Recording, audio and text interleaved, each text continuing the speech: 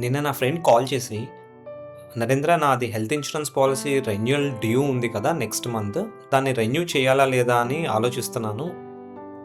So, నువ్వైతే నాకు right answer చెప్తావేమో" అని చెప్పి నేను కాల్ చేశానన్నాడు.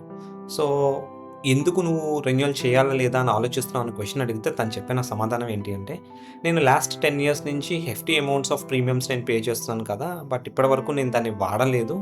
సో, ఫ్యూచర్‌లో కూడా నాకు వాడాల్సిన అవసరం పడుతుందో లేదో తెలియట్లేదు. అనవసరంగా ఈ డబ్బులు నేను ఆ హెల్త్ ఇన్షూరెన్స్ ప్రీమియం కట్టేదానికన్నా నేను ఇన్వెస్ట్‌మెంట్స్ చేసుకుంటే అది ఎక్కువ మల్టిప్లై అవుతది కదా! సో, ఏం చేయమంటావు?" అని తెలుసుకోవడం కోసం నీకు ఫోన్ చేశానన్నాడు. సో, ఆన్సర్ మీకు కూడా ఉపయోగపడతదని ఈ వీడియో రూపంలో షేర్ చేస్తున్నానండి. సో, లాస్ట్ 10 ఇయర్స్ నుంచి హెల్త్ ఇన్షూరెన్స్ పాలిసీ మనం వాడలేదు అంటే దాని అర్థం మన ఫ్యామిలీ హెల్తీగా ఉన్నట్టు, హ్యాపీగా ఉన్నట్టు. సో, దాంట్లో మనం సంతోషపడాల్సిన విషయమే కదండీ! అంతేకాని నేను హెల్త్ ఇన్షూరెన్స్ పాలిసీ కొన్నాను కాబట్టి ఏదో ఒక సంవత్సరంలో నేను దాన్ని ఖచ్చితంగా వాడాలి అని కోరుకోవటం ఎంతవరకు వివేకం అది? సో, నేను మీకు చెప్పాలనుకుంటున్న పాయింట్ ఏంటంటేనండి, ఇప్పుడు మనం కార్ తీసుకుంటే, కార్‌లో మనకి ఎయిర్ బ్యాగ్స్‌తో పాటు కారొస్తుంది కదా! సో, నార్మల్ కార్‌కి, ఎయిర్ బ్యాగ్స్ ఉన్న కార్‌కి ఆబ్వియస్‌లీ మీరు కట్టే కాస్ట్ అంటే మీరు ఎక్కువ అమౌంట్ పే చేసే ఆ కార్ తీసుకుంటారు కదా!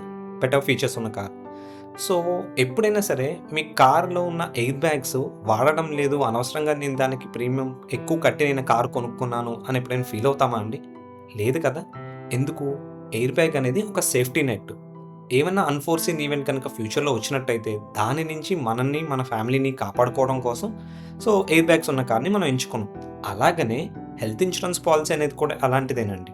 మీ ఫ్యూచర్‌లో ఎప్పుడైనా అన్‌ఫోర్సీన్ ఈవెంట్స్ వచ్చినప్పుడు, మీరు కానీ, మీ లవ్డ్ వన్స్ కానీ హాస్పిటలైజ్ అయినప్పుడు, మీరు అప్పుల పాలవ్వకుండా, మీరు ఫైనాన్షియల్ లాసెస్‌లోకి వెళ్ళకుండా ఉండడం కోసం హెల్త్ ఇన్షూరెన్స్ అనేది తీసుకున్నాం అన్న సంగతి మర్చిపోకండి. సో, హెల్త్ ఇన్షూరెన్స్ రెన్యువల్ చేయాలా లేదా అనే క్వెషన్‌కి మీకు సమాధానం దొరికింది కదండీ!